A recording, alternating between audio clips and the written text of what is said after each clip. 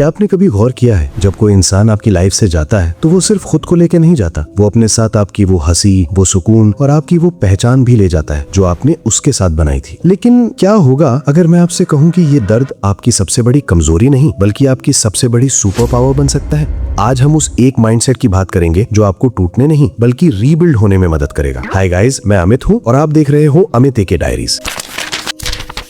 इस चैनल पर मैं लाइफ, ह्यूमन साइकोलॉजी और उन सिचुएशंस की बात करता हूँ जिससे लगभग हर इंसान गुजरता है लेकिन उन्हें समझ नहीं पाता। मेरा गोल सिंपल है, तुम्हें समझना, तुम्हारी प्रॉब्लम्स को एक्सप्लेन करना और तुम्हें लाइफ को थोड़ा ज्यादा क्लियरली जीना सिखाना। अगर आप खुद को मास्टर करना चाहते हो तो इस सफर में मेरे साथ जुड़ सकते हो। ब्रेकअप के बाद का वो पहला हफ्ता या वो पहला महीना कैसा लगता है? ऐसा लगता है जैसे सीने में कोई भारी पत्थर रख दिया गया हो। आप बार बार अपना फोन चेक करते हो, ये जानते हुए भी कि कोई मैसेज नहीं आने वाला। आप पुरानी चैट्स पढ़ते हो, पुरानी तस्वीरें देखते हो और खुद से बस एक ही सवाल पूछते हो, आखिर कमी कहाँ रह गई? कभी कभी आप इतने कंफ्यूज्ड होते हो कि आपको समझ नहीं आता कि आप उस इंसान को मिस कर रहे हो या उस एहसास को जो उसके साथ जुड़ा था। रातों की नींद उड़ जाती है और दिन भर बस एक ही लूप चलता है, ओवर थिंकिंग का। आपको लगता है कि दुनिया रुक गई है जबकि बाहर सब कुछ वैसे ही चल रहा है। क्या आप भी अभी इसी दौर से गुजर रहे हो?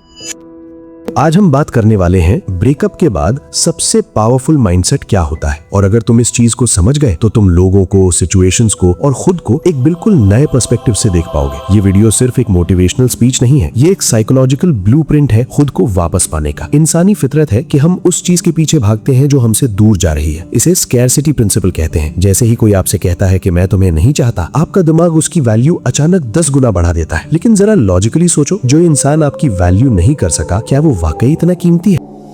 आपका इमोशनल ट्रिगर आपको कमजोर बना रहा है। जब आप अपनी खुशियों की चाबी किसी और के हाथ में दे देते हो तो आप एक कैदी बन जाते हो। साइकोलॉजी कहती है कि इनडिफरेंस यानी अकेलापन नहीं बल्कि बेरुखी सबसे बड़ा बदला है। ना नफरत, ना प्यार, बस खामोशी। कभी कभी प्रॉब्लम तुम नहीं होते, कभी कभी तुम बस एक ऐसी सिचुएशन में होते हो जहां साइकोलॉजी तुम्हारे अगेंस्ट काम कर रही होती है। जिसे तुम अपनी लाइफ का एंड समझ रहे हो सकता है वो तुम्हारी लाइफ का सबसे बड़ा फिल्टर हो। उसने उस इंसान को तुम्हारी लाइफ से हटा दिया जो तुम्हारे फ्यूचर के लायक ही नहीं था। ये हार नहीं है, ये क्लियरेंस है। तो वो पावरफुल माइंडसेट क्या है? यहाँ 3 रूल्स हैं। The no contact rule with a twist. सिर्फ ब्लॉक करना काफी नहीं है, उसे अपने दिमाग से अनइंस्टॉल करो। उसकी लाइफ में क्या चल रहा है ये जानना आपका काम नहीं है। ऑब्जर्व मोर, रिएक्ट लेस।